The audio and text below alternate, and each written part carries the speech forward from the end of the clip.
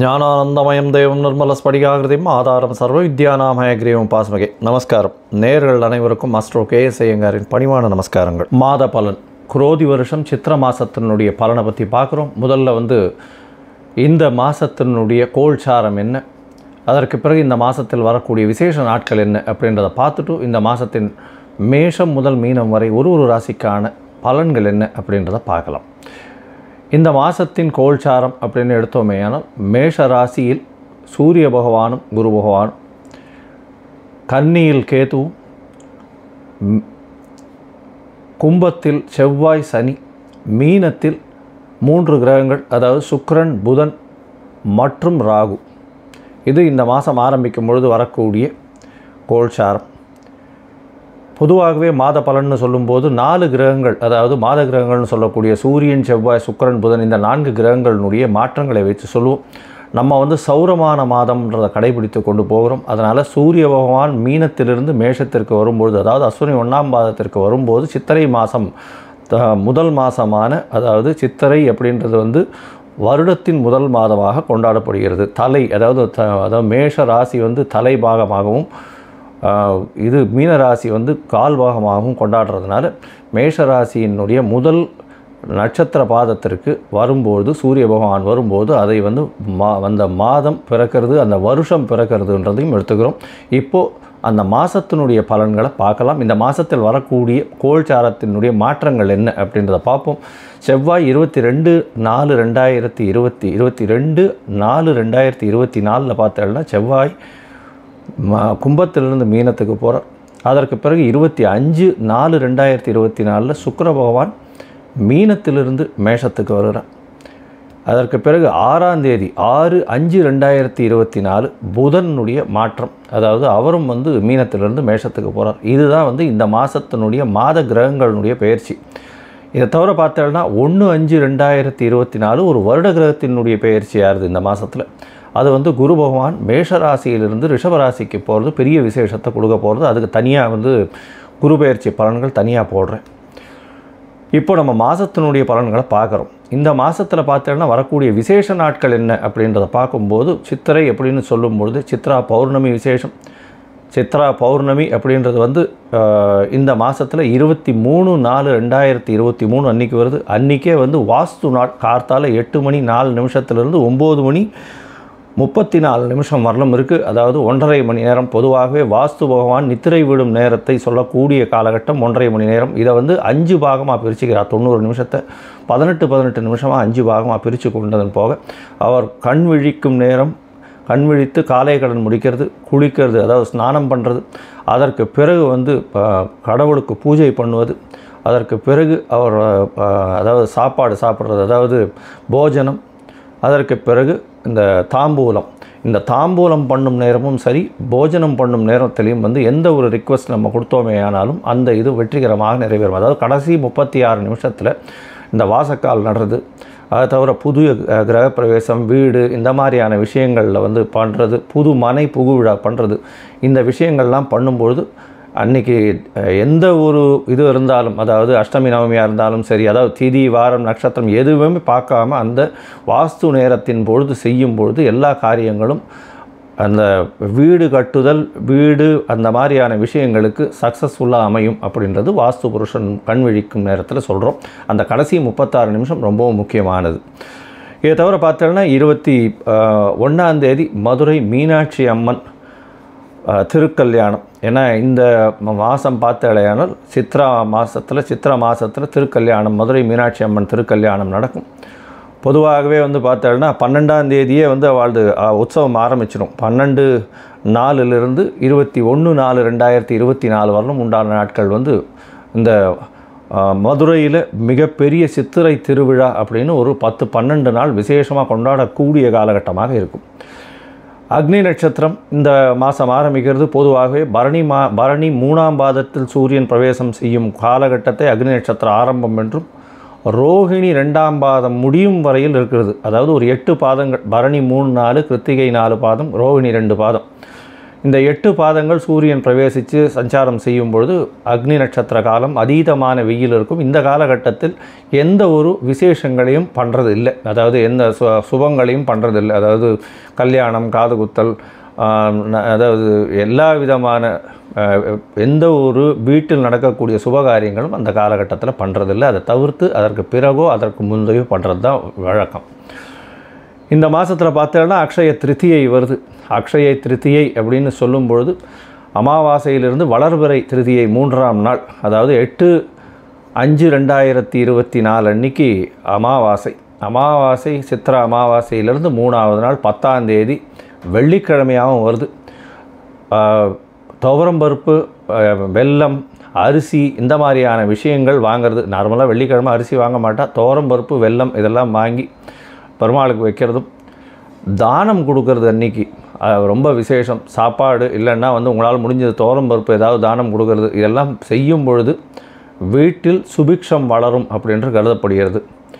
இதை தவிர உங்கள் முடிஞ்சவர்களுக்கு தங்கம் வாங்கி சேமிக்கக்கூடியது. ஏன்னா அக்ஷய திருத்தியை அப்படின்னும் பொழுது குரு பகவான் எல்லா அக்ஷயத்துக்கும் அவர் தான் அதிபதியாக இருக்கக்கூடியவர், தனகாரகன்னு சொல்கிறதுனால. அதனால் குருவுக்கு உண்டான தங்கத்தை, அந்த மெட்டல் வாங்கி வைக்கிறது பெரிய விசேஷம்னு சொல்கிறாங்க.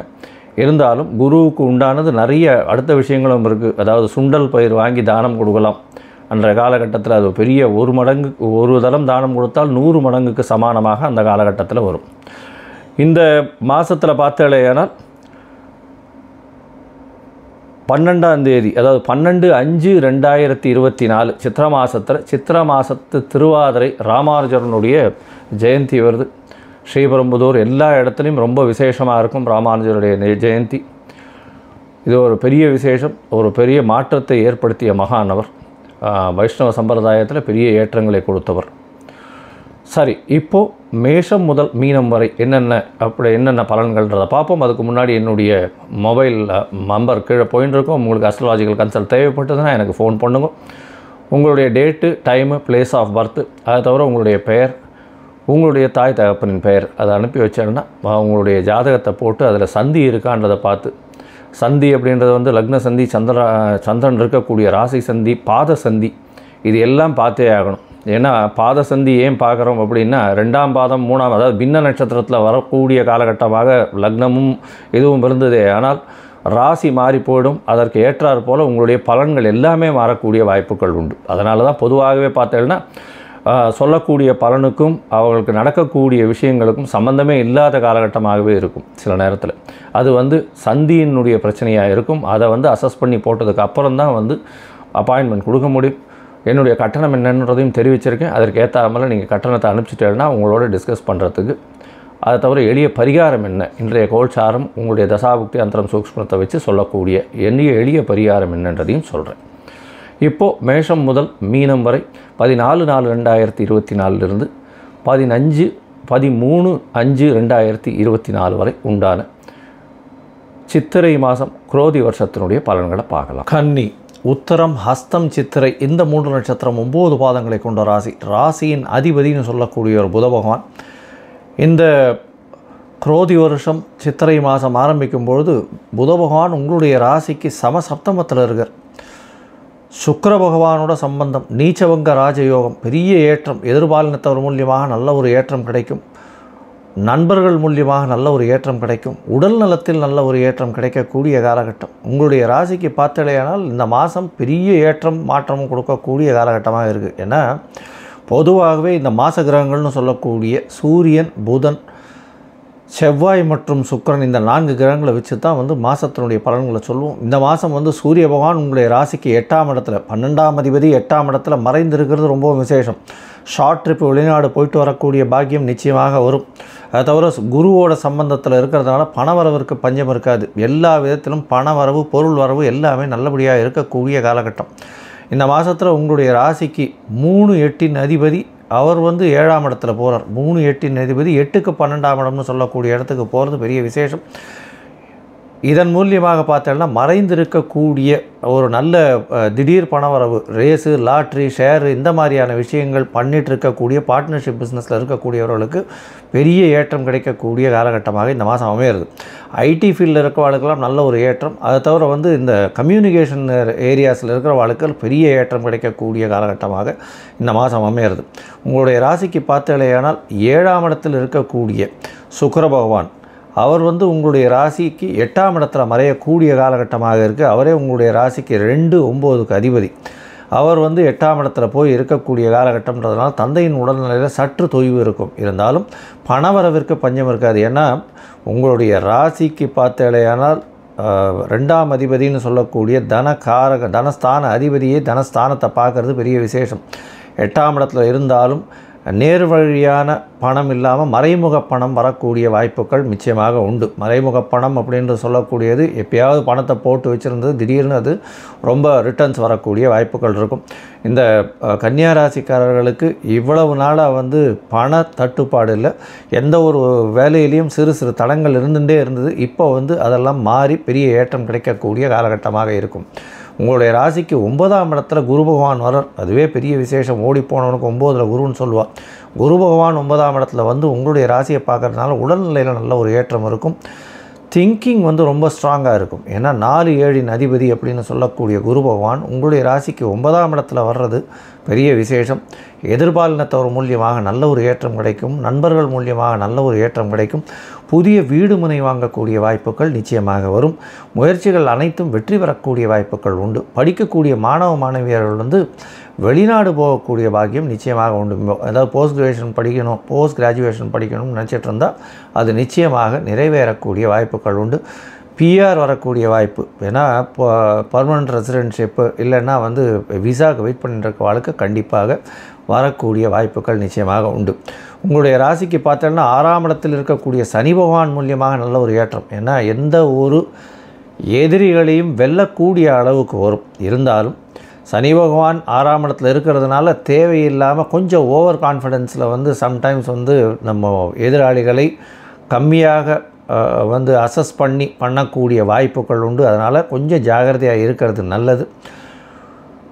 இந்த குரு மாறினதுக்கப்புறம் உங்களுக்கே எல்லா விஷயங்களும் நல்லபடியாக ஆகக்கூடிய வாய்ப்புகள் உண்டு. இந்த மாதத்தில் பார்த்தேன்னா உடல் நலத்தில் நிச்சயமாக ஏற்றம் இருக்கும். பணவரவில் நிச்சயமாக இருக்கும். படிக்கக்கூடிய மாணவ மாணவியர்கள் நல்ல ஒரு ஏற்றம் இருக்கக்கூடிய காலகட்டம். இளைய சகோதரன் மூலியமாக சிறு சிறு பிரச்சனைகள் வரும். மூத்த சகோதரர்கள் மூலியமாக நல்ல ஏற்றம் இருக்கக்கூடிய காலகட்டம். வெளிநாடு வெளியூர் வெளிமாநிலம் செல்லக்கூடிய காலகட்டமாக இருக்கும். இந்த மாதத்தில் வந்து ஆர்ட் டைரக்டர்ஸு, சினிமாவில் இருக்கக்கூடிய ஆர்ட் டைரக்டர்ஸு, கவிதை எழுதுகிறவங்க, கதை எழுதக்கூடிய கதாசிரியர்களுக்கு பெரிய ஏற்றம் கிடைக்கக்கூடிய காலகட்டம். டெக்ஸ்டைல் வியாபாரம் பண்ணுறவாளுக்கு நல்ல ஒரு ஏற்றம் கிடைக்கக்கூடிய காலகட்டம். அக்கௌண்ட்ஸு, காமர்ஸு இந்த மாதிரியான விஷயங்கள், ஸ்டாட்டிஸ்டிக்ஸு இந்த மாதிரியான படிப்புகள் படித்தவாளுக்கு புதிய வேலை கிடைக்கக்கூடிய வாய்ப்புகள் உண்டு. அரசாங்கம் சம்பந்தமாக வேலை கிடைத்தால் வீட்டை விட்டு வெளியில் போக வேண்டிய கட்டாயம் ஏற்படும். ஒரு டிரான்ஸ்ஃபர் கிடைக்கக்கூடிய வாய்ப்புகள் நிச்சயமாக இருக்கும்.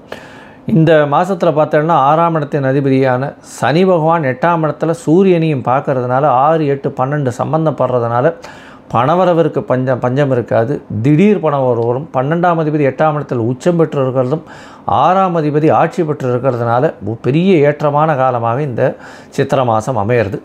இந்த மாதத்தில் உங்களுடைய முயற்சிகள் அனைத்தும் வெற்றி பெறும். இருந்தாலும் சில நாட்கள் முயற்சிகளை தள்ளி வைப்பது நல்லது. அது என்ன அப்படின்னா சந்திராஷ்டம காலம்னு சொல்கிறோம். இந்த சந்திராஷ்டம காலத்தில் முயற்சிகளை தள்ளி வைக்கிறது ரொம்பவும் நல்லது. ஒருவேளை நீங்கள் பண்ண வேண்டிய கட்டாயத்தில் இருந்தால் சந்திர பகவானுக்கு உண்டான எளிய பரிகாரம்னு சொல்ல அகத்திக்கீரை அருகில் இருக்கக்கூடிய கோசாலையில் கொடுத்துட்டு போகிறது ரொம்பவும் விசேஷம். இந்த கன்னியா ராசிக்காரர்கள் கண்டிப்பாக அருகில் இருக்கக்கூடிய இந்த ராகுகேத்து ஸ்தலத்திற்கு போயிட்டு வர்றது ரொம்பவும் ஏற்றத்தை கொடுக்கும். திருநாகேஸ்வரம் இல்லைன்னா கீழ்பெரும்பள்ளம் இந்த மாதிரியான கேத்து ஸ்தலம் கீழ்பெரும்பள்ளத்துக்கு போயிட்டு வர்றது பெரிய ஏற்றத்தை கொடுக்கும். நவகிரக சன்னதியில் இந்த கேத்து பகவானுக்கு உண்டான கொள்ளு அது வந்து தானம் கொடுத்துட்டு வர்றதும் அவருக்கு வந்து ஒரு என்ன சொல்கிறது ஒரு 4-5 எண்ணெய்கள் கலந்த விளக்கு போட்டுட்டு வர்றதும் ஒரு பெரிய மாற்றத்தையும் ஏற்றத்தையும் உங்களுக்கு கொடுக்கும். இந்த மாதம் உங்களுக்கு சந்திராஷ்டம நாள்னு சொல்கிறது 6-5-2024 8-5-2024 வரலும் இருக்குது. இந்த காலகட்டத்தை தவிர்க்கிறது நல்லது.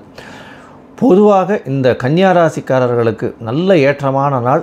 கேது பகவானுக்கு மட்டும் நீங்கள் வந்து இந்த கொள்ளு தானம் கொடுத்துட்டு பக்கத்தில் இருக்கக்கூடிய கோவிலில் கொண்டு போய் தானம் கொடுத்துட்டு வர்றதன் மூலியமாக உங்களுக்கு ஒரு பெரிய ஏற்றம் கிடைக்கக்கூடிய மாதமாக இந்த மாதம் அமையது. லோகா சமஸ்தா சுகினோ பவந்து. நன்றி, நமஸ்காரம். Astro KS Iyengar YouTube channel பார்த்தமைக்கு நன்றிகள். மேலும் இது போன்ற ஆன்மீக ஜோதிஷ தகவல்கள் உங்களை வந்து அடைய astro KS Iyengar YouTube channel subscribe செய்யவும், பெல் ஐக்கானை மறக்காமல் அழுத்தவும். நன்றி, வணக்கம்.